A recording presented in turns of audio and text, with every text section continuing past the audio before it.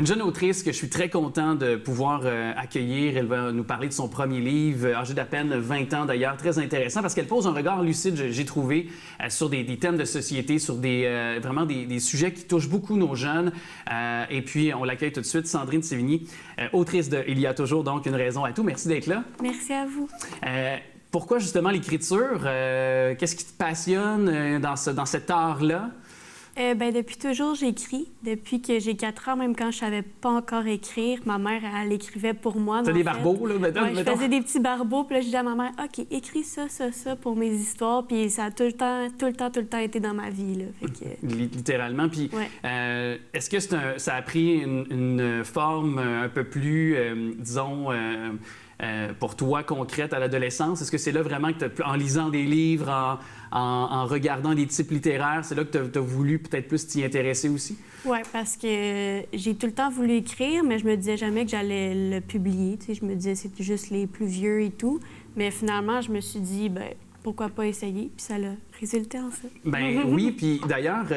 Il y a toujours une raison à tout. Tu sais, on parle beaucoup de... en fait, il y a Félix qui est le personnage central, 17 ans.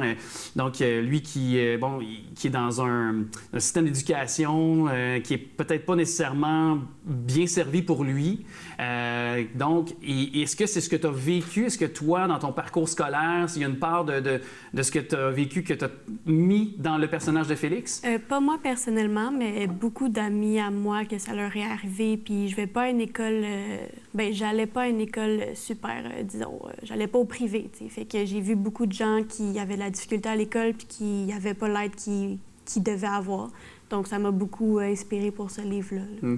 Puis, j'imagine aussi, dans les derniers mois, tu sais, t'es âgé d'à peine 20 ans, tu sors du secondaire, ça fait pas super longtemps, puis t'as sûrement des amis ou des gens autour de toi qui ont vécu la pandémie, tu sais, l'école à distance, des cas de détresse, des cas de jeunes, tu sais, qui ont sûrement vécu ça de façon difficile, j'imagine? Oui, même moi aussi, au cégep et tout, c'était vraiment difficile, même que... Il y en a beaucoup d'entre nous que ça l'a fait qu'on est juste parti de l'école. Fait que c'était pas un bon moment pour l'école. Puis, ouais. Ça, c'est-tu même... ça a eu l'impact dans tes notes, dans ta motivation scolaire, dans ton état aussi mental, tu crois? Oui, j'ai des amis que ça les a totalement de la déprime, puis c'était vraiment pas facile pour tout le monde, là, vraiment pas. Et c'est s'éloigner de ses amis, un peu privé de socialiser. On sait que tu es à un âge où ça, c'est le centre de ta vie, tes amis, ton chum. Donc, c'est sûr que je comprends que c'est la cellule familiale n'est pas uniquement que tes parents, c'est ou tes frères, tes sœurs, peu importe, mais je comprends. Puis est-ce que justement l'écriture, ça, j'en reviens un petit peu à ça, mais ça, c'est une forme de... Tu sais, ça a été thérapeutique pour toi. C'est-tu là que tu as trouvé ton baume sur les plaies? Ou, Oui, depuis toujours, c'est vraiment un échappatoire pour moi. Dans mon livre, j'en parle beaucoup, mais il y a beaucoup de problèmes dont je parle, comme l'anxiété, le TDAH et tout, et moi-même, je vis ça, donc ça, c'est comme mon journal intime. Ouais. Ah oui, quand même. Ouais, quand même. Tu parles d'un gars qui est TDA. Je n'ai pas le TDAH, mais je suis TDA, donc je peux te comprendre sur un certain point. Est-ce que tu penses que, ou du moins, est-ce que tu avais le souci en écrivant ce livre que le lecteur, la lectrice, puisse mieux comprendre les gens, justement, qui ont un TDA, qui ont peut-être quelques troubles de santé mentale aussi, là, peu importe les cas, mais est-ce que tu avais un souci aussi de pouvoir faire une certaine différence? Oui, vraiment, je voulais qu'on réalise que n'importe qui peut souffrir de ça. Là-dedans, c'est des gens qui, déjà, ils souffrent, mais je voulais qu'on voit que peu importe l'âge, nos problèmes sont valides, là. Littéralement. Puis est-ce qu'il y a des bonnes ressources? Est-ce que tu penses qu'il manque de ressources dans nos écoles? Où il y a quand même certaines personnes en qui on peut avoir confiance puis aller, par exemple, se confier, aller chercher de l'aide? Est-ce que tu crois qu'il en manque ou c'est plus qu'il en manque qu'il y en a, c'est ça? Hein? Oui, ça manque beaucoup, je trouve, surtout pour les jeunes. J'ai souvent eu l'impression moi-même que c'était pas valide juste parce que j'étais jeune. Tu sais que, t'as 17 ans, c'est correct, là. Tu connais pas la vie. Pas à l'école, puis that's it, là. Je me sentais pas vraiment écoutée. Puis à mon école, on était quand même 1500. Donc, on peut pas vraiment prendre en compte tout le monde. Ça manque beaucoup. Là. C'est quoi les solutions, selon toi, pour donner, justement, peut-être tenter d'aider nos jeunes? Faudrait avoir beaucoup plus psycho-éducatrices dans nos écoles. Il faudrait avoir plus de TS, il faudrait avoir juste plus de gens qui peuvent aider, puis des gens mieux formés aussi, parce que j'avais été voir une psycho-éducatrice, elle était très bonne, mais il y en avait une autre, là, c'était comme 2 différents mondes. Il faut vraiment plus qu'ils soient formés puis qu'ils connaissent plus les problèmes des jeunes. Personnaliser un peu plus leur...